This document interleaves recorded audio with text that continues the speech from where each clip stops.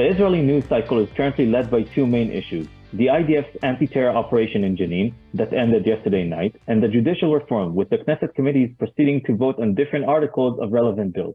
At the same time, Israelis are looking beyond the borders, including at a potential chill of relations between Washington and Jerusalem, and developments over an Iranian nuclear agreement. To discuss all of these interesting and complex topics, we at the Jerusalem Press Club are happy to host Professor Yossi Shain, former member of the Knesset for the Yisrael Beiteinu party, and Emeritus Professor of Georgetown University and of the Political Science Department at the Tel Aviv University and its former head, and former president of the Western Galilee College. Today, Professor Shain is a liaison of Brandeis University in Israel. Our conversation today is going to cover a different range of topics, from Israel's geopolitical situation, including vis-a-vis the United States, the current security situation, the political arena, and more. Professor Shain, thank you very much for joining us here today. Thank you for having me. I wanted originally to start with politics, but I think we cannot ignore the security situation right now, especially as you have been a member of the Foreign Affairs and Security Committee. This week, we saw a major operation launched in Jenin. Is this part of a wider plan you know of to uproot terror? And how would you grade the army and the government's actions against the Palestinian terror so far? Look, we have an ongoing issue which relates to terrorism from the West Bank coming into Israeli cities, and of course in what we know as Judea and Samaria, in Hebrew, in the West Bank. We have also a very delicate moment in the life of the Palestinians because of their lack of, I would say, any vision of their future, and above and beyond, because of the decline of the central authority of the Palestinian Authority in the West Bank. The central authority of the Palestinians, of Abu Mazen, is becoming a very difficult situation. It is the reason for it is both internally and vis-a-vis the state of Israel. Internally, Abu Mazen has been at the helm for generations. He has been there, but have not been able to appoint or generate procedures of succession. His stature has been challenged by Palestinians themselves, including, of course, the forces of Hamas, who are led by the people in Gaza and the Iranian sponsorship, and the Islamic Jihad. The decline of the Palestinian Authority also resonates because of the very shaky relations vis-a-vis the state of Israel and the government in Israel. Government in Israel itself is constantly undermining the Palestinian Authority because they don't consider the Palestinian Authority a partner into the future the way the Palestinians would have liked to have it. And the Palestinians, in all respects, have lost kind of a gravity in terms of political leadership. All of this is nourishing an atmosphere of gangs, an atmosphere of terrorism that is led by splinter groups, both in Gaza and in the West Bank. And the motivation for action has increased because of also the conditions in the Middle East and the incitement of the Iranians, Hezbollah in the north, and Hamas in Gaza. In addition, of course, to the difficulties and the crisis, immense crisis, that Israel is now facing domestically in terms of the rivalry in Israel over judicial reform, the weakening of the Israeli society as a result of that, and the possibilities perhaps the terrorists are seeing as what they consider to be the resolve of the Israelis to fight, which of course is miscalculation, but nevertheless, that is sort of the motivations. All of these have led to an outburst of terrorist activities, which is not just from the beginning of this government, but we're also facing the former government, albeit the former government has taken care of many of it early on by closing the what we call the fence along the line of Jenin in the northern part of the West Bank. The West Bank.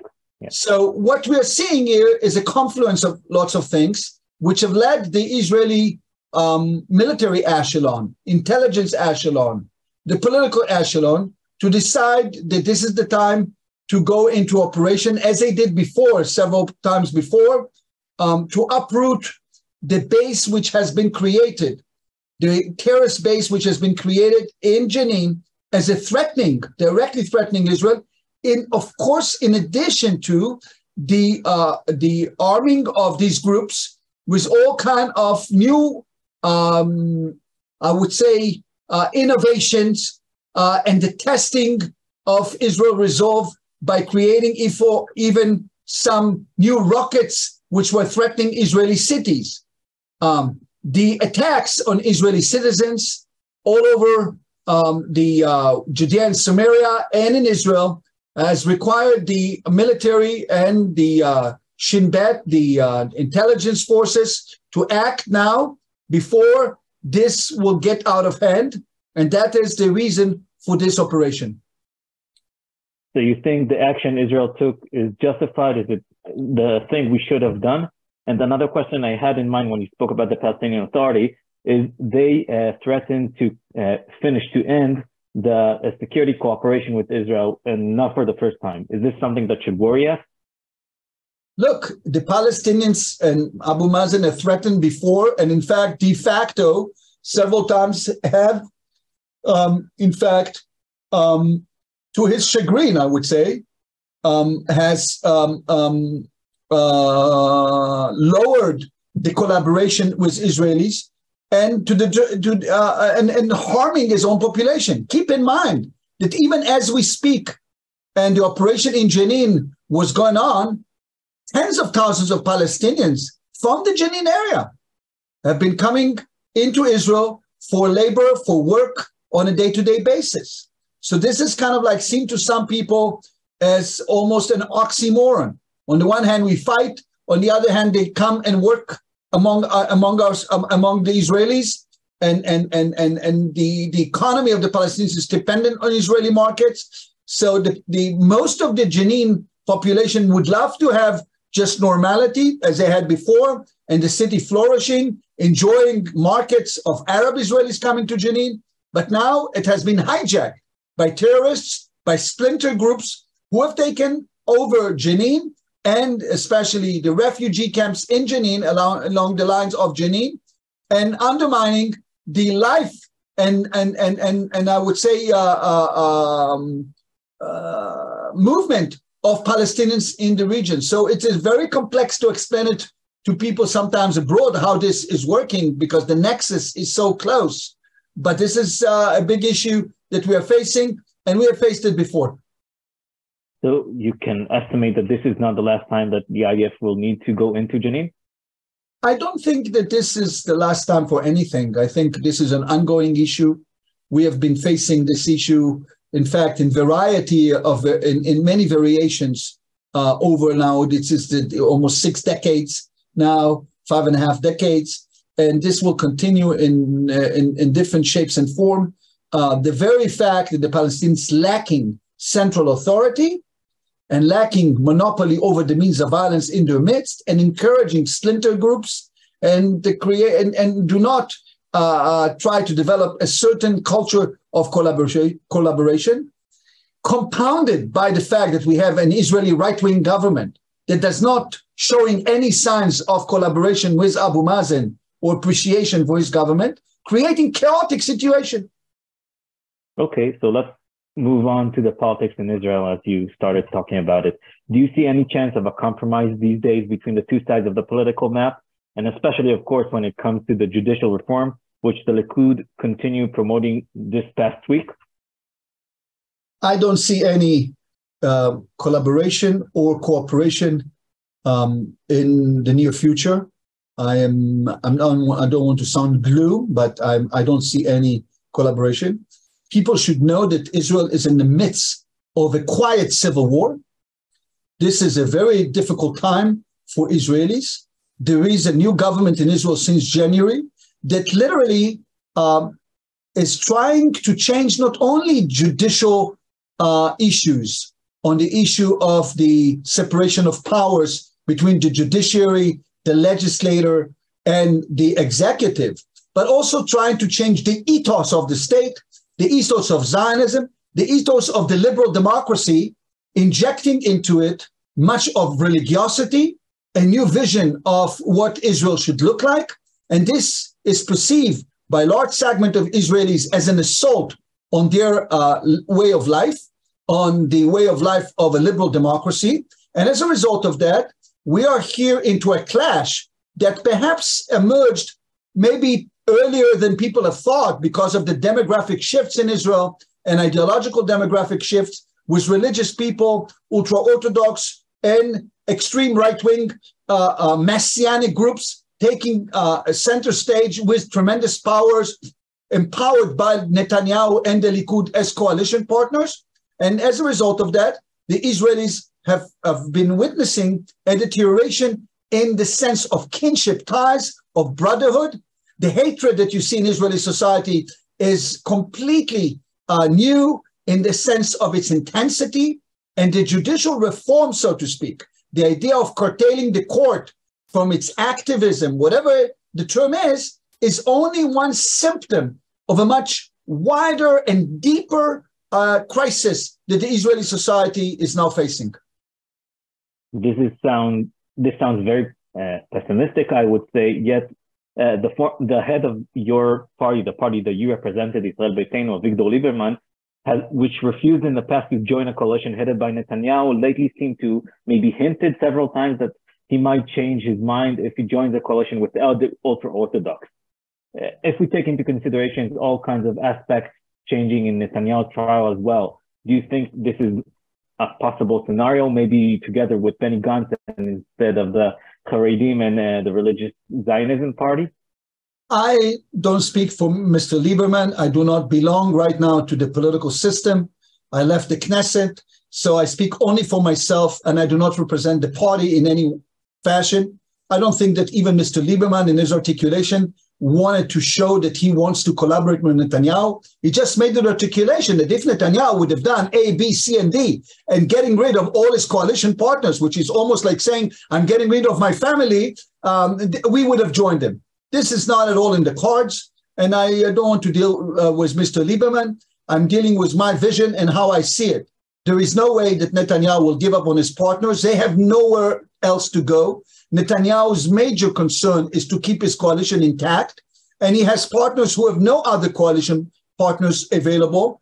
And for them, he is the leader who should basically execute their policy, and they're very successful in doing so. So both he is successful in ensuring his power, and they are successful in ensuring that his power enables them to execute their policy.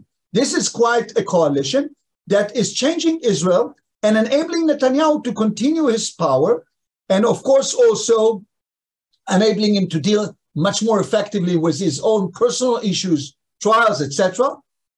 So I don't see any way in fashion that a new coalition will emerge. And I will add another point here. I don't think that the opposition, be it Mr. Gantz or Mr. Lapid or Mr. Lieberman, whoever they really presents a serious right now alternative as a coalition, an alternative coalition. They have to unite. They have to show something else. And I think what will happen is that the state of Israel will deteriorate further. The economy will deteriorate further. And perhaps the economy will be the one that will force changes, because right now what we see is the decline in the ability of the state to generate capital from taxation, huge decline, let's say in real estate and VAT, huge decline in investment in the high-tech industry. So many people in the economy, all the economists, whoever you ask, including the Central Bank of Israel, are quite gloomy about the possibility of Israel to move without a new coalition in improving the economic conditions. This is a big challenge. In addition, of course, to the demand of the United States, this judicial reform will not be like that. to the rivalry that exists between Netanyahu and the Biden administration, albeit there is collaboration between the American state and Israeli military echelon. And all of these will have to play out how things evolve. We don't know how it will evolve. We are those who are seeking to replace the government, hoping that this deterioration will lead to further decline Netanyahu's popularity. Polls are showing that Gantz, who is in the opposition, is either leading the opposition and would have won now elections, but elections are not in the cards. We have a government which was elected for 4 years, even more, and the judicial reform can also create tremendous unrest. Keep in mind, former Prime Minister Barak and others have called for civil disobedience, have called for extended actions to curtail government's policies, and violence is not yet is not yet shown itself in society, but I think we are getting closer into more violent clashes in Israeli society. Well, let's hope we don't get there. I really hope so. I wanted to speak about this by analysis. Of course, I hope so. I hope we don't get there too. You ask me, but this is how I see it, because you see that there is also a clock. The clock is ticking, but the clock has many, we have many clocks, and that has to be explained also to our viewers. There is the clock of the parliamentary legislation.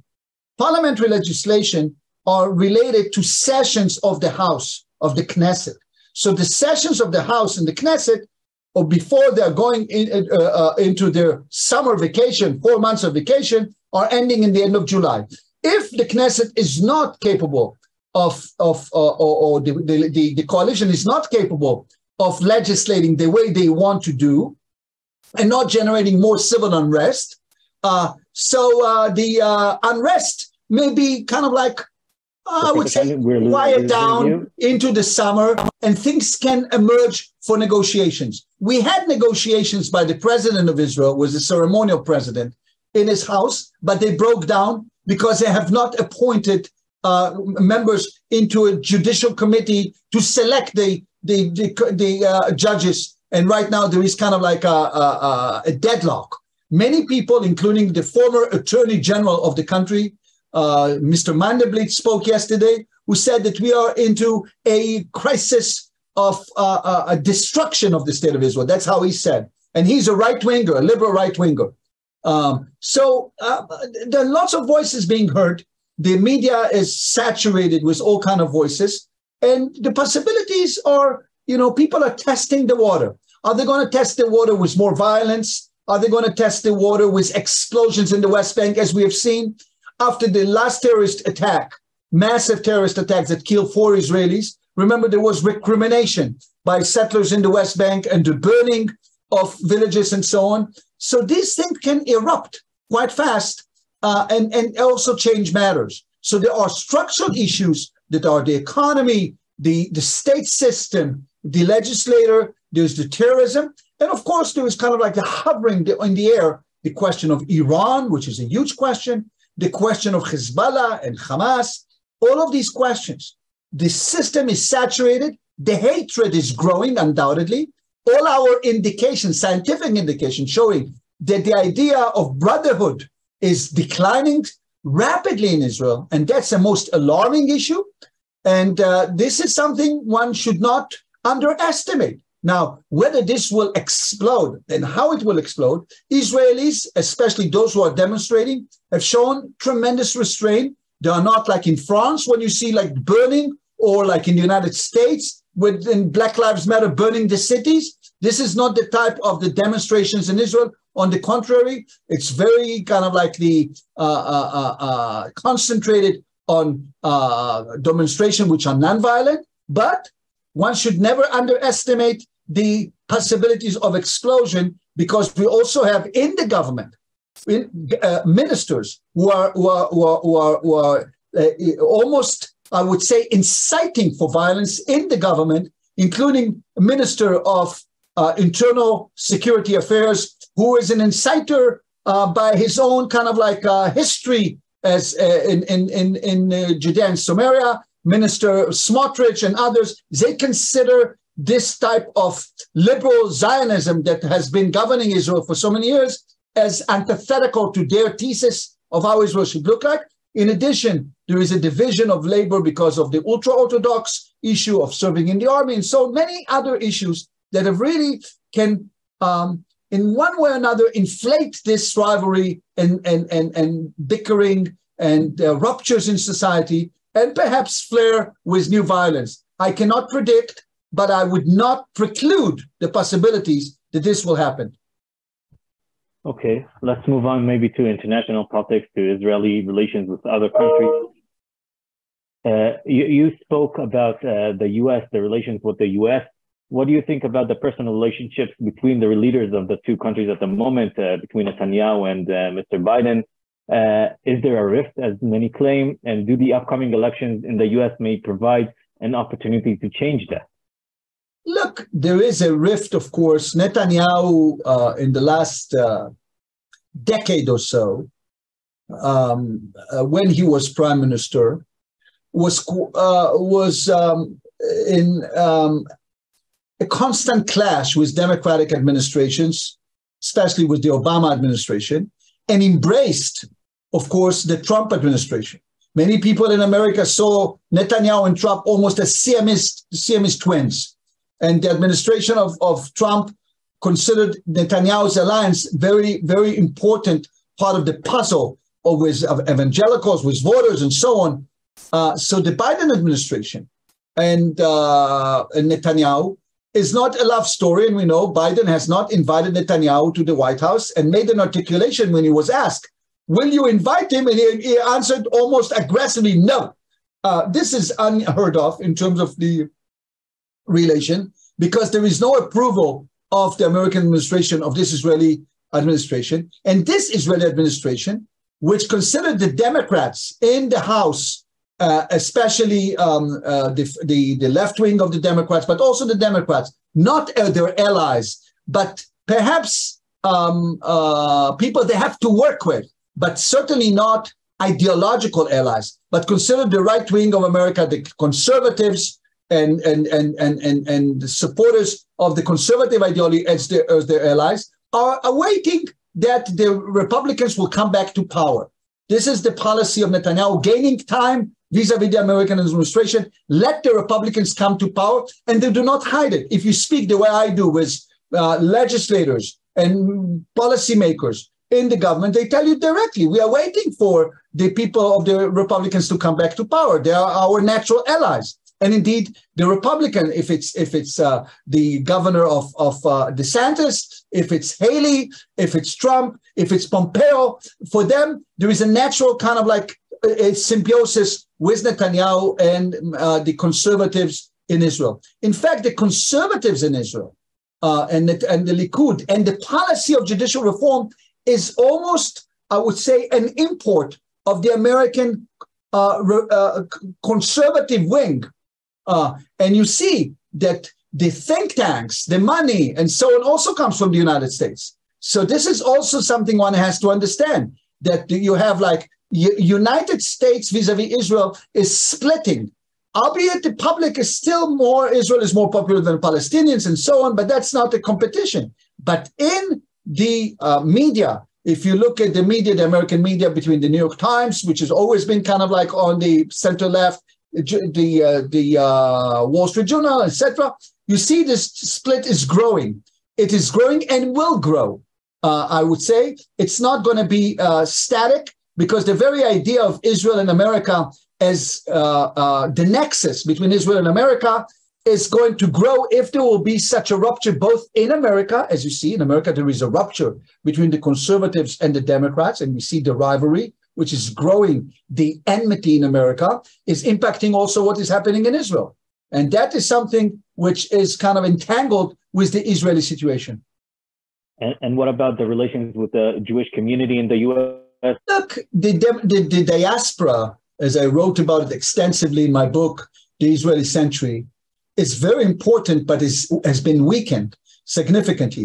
The Israeli government did not invest in the liberal diaspora. In fact, it has seen elements in the government, including in the ultra-Orthodox party, including the minister of the diaspora, considered the liberal wing of American Jews, I would say, as nemesis, almost as enemies. And they would have articulated, and they're trying to sometimes to cater to them because these are still part of the diaspora, but they do not love them, I can tell you. They consider them as too liberals. They consider them allies of the Israeli liberal Zionists, and they're trying sort of like to muddle through until they will function. In fact, when the American embassy was opened in Jerusalem, and this was during the Trump administration, the liberal Jewry was not invited. The evangelicals were, and when the main organ of the right wing, Makor Rishon, the Israeli paper, wrote about it, he wrote about the liberal Jews as a diaspora that is sinking. And one of the chief rabbis at the time said, who died, who said to them, "Our brothers and sisters are sinking, and we are not going to save them." Because for them, liberal Jewry is not a future ally, nor do they support the idea of the land of Israel or the religious notion. You have to understand that Israel is split along religious line between those who are more religious and those who are less religious. The more religious you are, the more you are in the Israeli right. And this split is becoming the cultural warfare that Israel is facing and will face into the future. And one should not underestimate the flames that this can erupt in Israel. We have all the indication, all the study to show, and this is alarming to many Israelis on all sides. The religious people, the ultra-Orthodox, are also fearing what will happen because they know that once this flares up, everybody will be injured. And the sense of what Netanyahu constantly said, we should remember we're all brothers. Indeed, this is a very important call, we should remember. But the Israelis' feeling of brotherhood has declined. All our studies show it's declining rapidly. Okay, we had more questions. We wanted to talk about Iran, about the Abraham Accords, but I'm afraid the time is up, so we'll have to try that some other time. Professor Yossi Shain, thank you very much for joining us here today. All the best to you.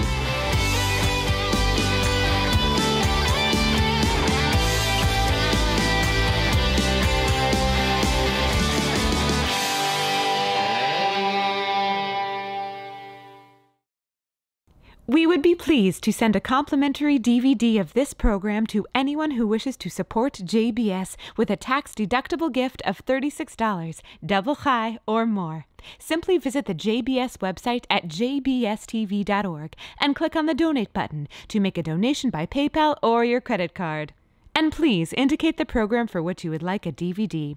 Or you can send your tax-deductible check to JBS, Post Office Box 360, Stamford, Connecticut 06904.